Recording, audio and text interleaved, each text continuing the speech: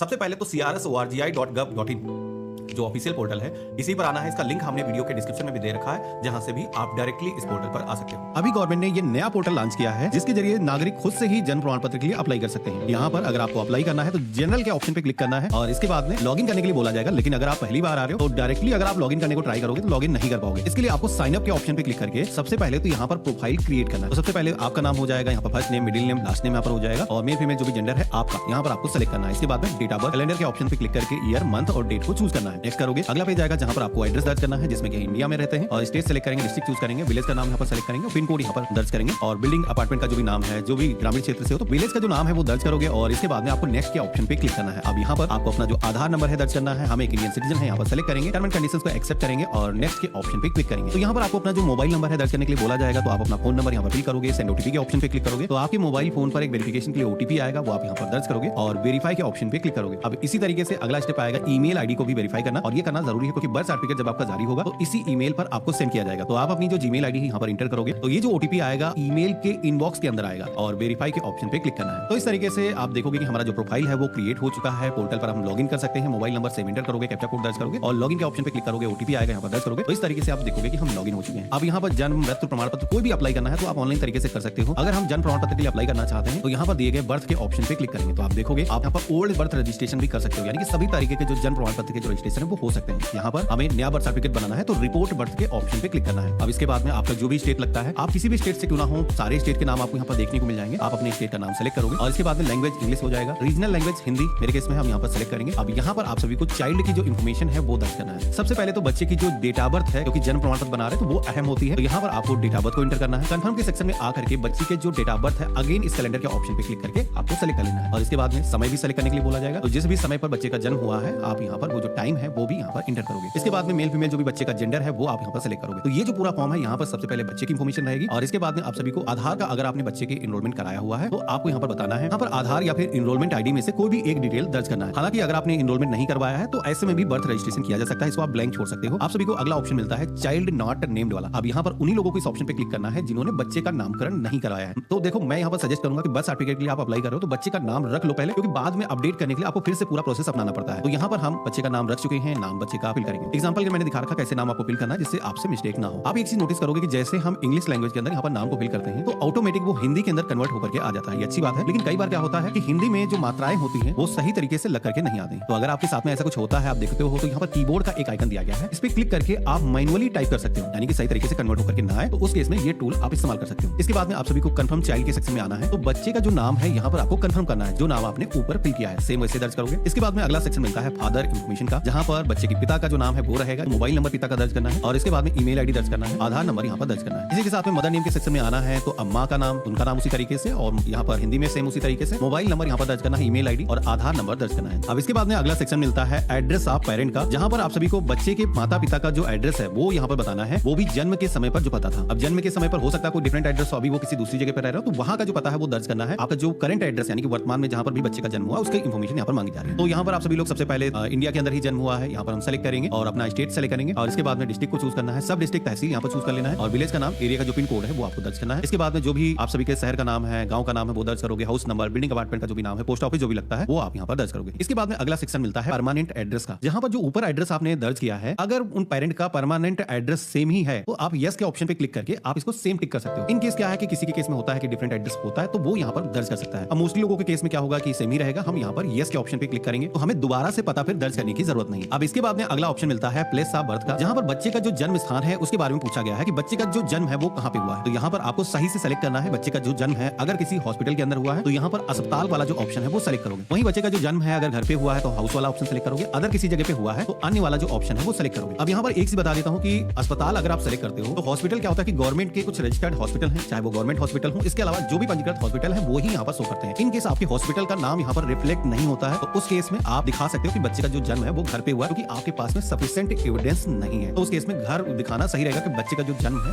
वो घर पे हुआ है। अब इसके बाद में हमें अपना जो स्टेट है वो सेलेक्ट करना है, अपना डिस्ट्रिक्ट चूज करना है और इसके बाद में सब डिस्ट्रिक्ट यानी कि तहसील का जो नाम है वो सेलेक्ट करना है और इसके बाद में विलेज टाउन नेम के सेक्शन में आना है। यहाँ पर आपको अगेन अपने विलेज का जो नाम है वो सेलेक्ट करना है। अगर आप शहरी क्षेत्र से हो तो शहर का जो नाम है वो सेलेक्ट करोगे। यहाँ पर आप सभी को ऑप्शन मिलेगा रजिस्ट्रेशन यूनिट का, जहाँ पर पंजीकरण जो इकाई है यानी कि जहाँ पर रजिस्ट्रेशन होना है वो यहाँ पर सेलेक्ट करना है। तो यहाँ पर आप देखोगे कि उसके अकॉर्डिंग जो भी रजिस्ट्रेशन यूनिट होगी उसका नाम यहाँ पर सजेस्ट होकर के आ जाएगा। जैसे कि आप देखोगे कम्युनिटी हेल्थ सेंटर फाखरपुर, यहाँ पर मेरे केस में आ रहा है, तो ये रजिस्ट्रेशन यूनिट है। अब रजिस्ट्रेशन यूनिट क्या होता है कि देखो गवर्नमेंट ने हर जोन को अलग अलग डिवाइड कर रखा है। तो जन्म मृत्यु के रजिस्ट्रेशन के लिए ग्रामीण क्षेत्र के अंदर क्या होता है, ब्लॉक के अंदर आपके अधिकारी बैठते हैं और वो जन्म मृत्यु का जो लेखा है वो रखते हैं। वहीं शहरी क्षेत्र के अंदर जो नगर निकाय के जो ऑफिस होते हैं वहां पर जो है रजिस्ट्रेशन यूनिट होती है। तो आपकी जो भी लोकेशन होगी उसके अकॉर्डिंग यहाँ पर शो करेगा। कुछ लोगों के केस में हो सकता है रजिस्ट्रेशन यूनिट एक से ज्यादा भी हो, तो आपको चिन्हित करना है कि आपका जो रजिस्ट्रेशन यूनिट है वो क्या है। जैसे कि शहरी क्षेत्र के अंदर एक से ज्यादा रजिस्ट्रेशन यूनिट दिख सकती है, तो उनको आपको अपने एरिया का जो रजिस्ट्रेशन यूनिट है उसका आपको सिलेक्शन करना है। इसके बाद में आप सभी को सेलेक्ट हॉस्पिटल के सेक्शन में आना है। जितने भी गवर्नमेंट हॉस्पिटल हैं जैसे कि पीएससी सेंटर हो गया, प्राथमिक स्वास्थ्य केंद्र हो गया, उनके नाम यहाँ पर आ रहे हैं। इसी के साथ में जितने भी पंजीकृत हॉस्पिटल हैं वो यहाँ पर आपको दिख जाएंगे। तो आपको यहाँ पर जिस भी हॉस्पिटल के अंदर जन्म हुआ है सिलेक्शन करना है। अब ये करने के बाद में आप नेक्स्ट की टैब पे क्लिक करोगे तो आप सभी के सामने सेकंड पेज आ जाएगा, जहां पर कुछ एडिशनल इन्फॉर्मेशन पूछी जा रही है, जिसमें यहाँ पर पूछा जा रहा है कि बच्चे के जन्म के समय पर माता का जो है स्थान क्या था जहां पर वो सामान्यतः रहती थी। तो अगर पति पत्नी साथ ही में रहते थे, एक ही जगह पर रहते थे, तो आप यहाँ पर पते को कॉपी कर सकते हो, यहाँ पर टिक कर दोगे। यहाँ पर दोबारा से आपको पता दर्ज करने की जरूरत नहीं होगी। लेकिन जैसे कि कई बार क्या होता है कि माताएं अपने परिवार के पास रह रही होती हैं, मायके में रह रही होती हैं, तो ऐसे में आप बता सकते हो। इसके बाद में फादर इन्फॉर्मेशन के सेक्शन में आना है। यहाँ पर आप सभी को हिंदू, मुस्लिम, सिख, ईसाई यहाँ पर मैंने चूज कर दिया है। तो जो भी क्वालिफिकेशन का लेवल था फादर के आप यहाँ पर सेलेक्ट करोगे और फादर का जो ऑक्यूपेशन है, क्या काम करते हैं, अगर वो किसान है, कोई बिजनेस करते हैं, सिलेक्शन करना है। वहीं मदर के सेक्शन में आना है, सेम यही चीज पूछी जाएगी, माँ का रिलीजन क्या है और इसके बाद में माता का एजुकेशन क्वालिफिकेशन लेवल क्या है। इसके बाद में आप सभी को माता का ऑक्यूपेशन के बारे में पूछा जाएगा। तो यहाँ पर जैसे कि डोमेस्टिक हेल्पर आप यहाँ पर सेलेक्ट कर सकते हो अगर माता कोई काम नहीं करती है, तो हम यहाँ पर सेलेक्ट कर देंगे। अब इसके बाद में कुछ और भी बेसिक इन्फॉर्मेशन यहाँ पर पूछी जाती है। जैसे कि यहाँ पर पूछा जा रहा है कि बच्चे की माँ की जो एज है मैरिज के समय पर कितनी थी। पहले ही मैरिज है तो यहाँ पर जितने भी साल की एज थी शादी के टाइम पर आपको यहाँ पर बताना है। और इसके बाद में आप सभी को इस संतान के जन्म के समय पर माँ की एज कितनी थी, यानी कि पहले सेक्शन में जब शादी हुई थी उसकी एज, और यहाँ पर आपको बच्चे के जन्म के समय पर कितनी उनकी एज थी, तो यहाँ पर आपको दर्ज करना है। और इसके साथ ही में अगला ऑप्शन मिलता है जहाँ पर पूछा जा रहा है नंबर ऑफ चाइल्ड, जहाँ पर इस माँ के पास में इस बच्चे को मिला करके टोटल कितनी ऐसी संतानें हैं जो अभी जीवित हैं, ये वो नंबर लिखना है। हो सकता है पहले से एक संतान हो और हो सकता है पहले से एक बच्चा हो और अभी जिसका बर्थ सर्टिफिकेट बना रहे हो तो 2 बच्चे हो सकते हैं, मिला करके आपको लिखना है। तो हम यहाँ पर इंटर करेंगे। इसके बाद में आप सभी से पूछा जाता है टाइप ऑफ डिलीवरी, जिसमें कि किस तरीके से बच्चे का जन्म हुआ है,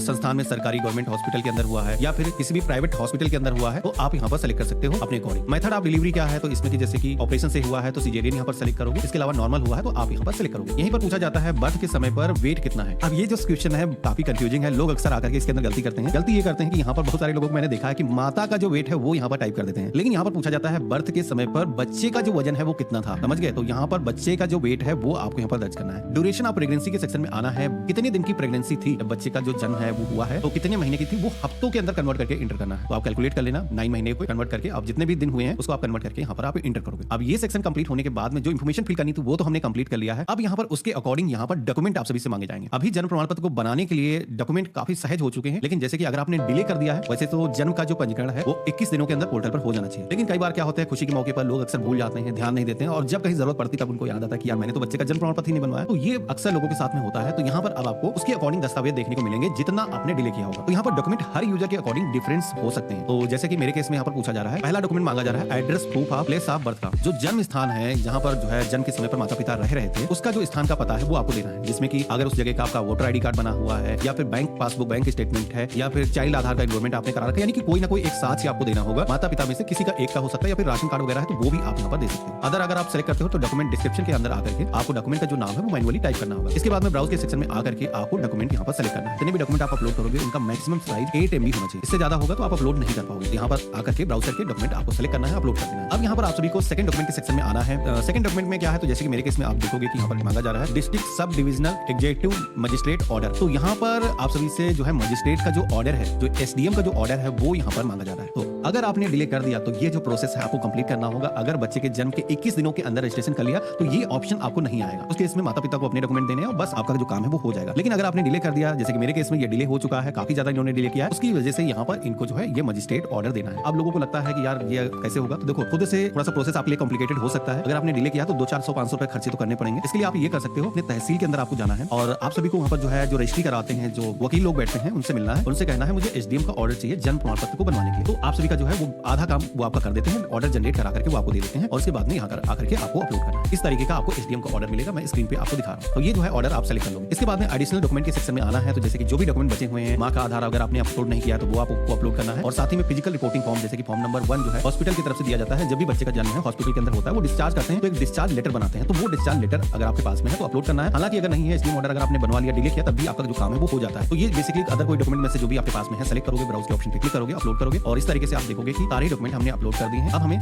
सेव ड्राफ्ट के ऑप्शन पे क्लिक करके नेक्स्ट के ऑप्शन पे क्लिक करना है। तो अब हमारे सामने एक समरी पेज आ जाएगा जहां पर जो भी इंफॉर्मेशन हमने फिल करी है वो सबसे पहले तो हमें मिलान करना है कि इसके अंदर कोई गलती तो नहीं है। मेरे केस में सारी चीजें सही लग रही हैं। अब हमें पेज में नीचे की तरफ आना है। तो यहाँ पर आप सभी को सर्टिफिकेट ऑप्शन का एक ऑप्शन दिखेगा जहां पर बोथ वाला जो ऑप्शन है वो सेलेक्ट करना है और इसके बाद में हम जो भी इंफॉर्मेशन दे रहे हैं वो सही है, इस पर टिक करना है और सबमिट के ऑप्शन पे क्लिक करना है। हमारा जो फॉर्म है वो मेरी तरफ से सबमिट हो चुका है, लेकिन यहाँ पर ये जो बर्थ सर्टिफिकेट है इसको बनाने के लिए अभी गवर्नमेंट की तरफ से शुल्क लिया जा रहा है, वो आपको शुल्क का भुगतान करना है। इसके लिए प्रोसीड टू पेमेंट के ऑप्शन पे क्लिक करोगे तो आप सभी के सामने पेमेंट करने का ऑप्शन आ जाएगा, जिसमें कि आपको नाम दर्ज करना है और किस तरीके का रजिस्ट्रेशन है, बर्थ यहाँ पर सेलेक्ट करना है और इसके बाद में आप यहाँ पर सेलेक्ट करोगे तो आपने कितने दिन डिले किया तो आप यहाँ पर देख पा रहे होगे। 21 दिनों के अंदर अगर आप रजिस्ट्रेशन करते हो तो कोई भी फीस आपको पेमेंट नहीं करनी है। वहीं 20 से 30 दिन के अंदर रजिस्ट्रेशन कर रहे हो तो वो सेलेक्ट करोगे। 30 दिन से लेकर के 1 साल के बीच में अगर हुआ है तो वो आप सेलेक्ट करोगे। वहीं अगर जन्म हुए 1 साल से ज्यादा हो चुका है तो तीसरा वाला जो ऑप्शन है वो सेलेक्ट करोगे। तो उसके बाद में फीस कैलकुलेट होकर के आ जाएगी। आपको यहाँ पर फीस का ऑनलाइन ही पेमेंट करना है और पेमेंट करने के बाद में आपकी जो पावती स्लिप है वो यहाँ पर जनरेट हो जाएगी। आप इसे डाउनलोड करके अपने पास में सुरक्षित करके रख सकते हो। अब यहाँ पर सेव करने के बाद में आप सभी का जो फॉर्म है वो सबमिट हो चुका है। कुछ दिनों का आपको इंतजार करना है, वेट करना है। गवर्नमेंट की तरफ से रिव्यू किया जाएगा। जो भी आपका रजिस्ट्रार है, आपकी जो एप्लीकेशन है उसके पास में जाएगी और जैसे उनकी तरफ से अप्रूवल आपको दिया जाएगा तो आपका जो जन्म प्रमाण पत्र है वो क्रिएट हो जाएगा। मैं स्क्रीन पे आपको दिखा रहा हूँ, आप देखोगे कि ईमेल में चेक करता हूँ, मुझे जन्म प्रमाण पत्र मिल चुका है जहाँ के लिए हमने अप्लाई किया था। उनकी तरफ से हमारा जो जन्म प्रमाण पत्र है वो यहाँ पर जारी किया जा चुका है। अब इसी तरीके से आप भी अपना जो जन्म प्रमाण पत्र है ऑनलाइन तरीके से बना सकते हो। अब यहाँ पर जन्म प्रमाण पत्र में जैसे कि आपने देखा कि एज के अकॉर्डिंग आपको डॉक्यूमेंट देने की जरूरत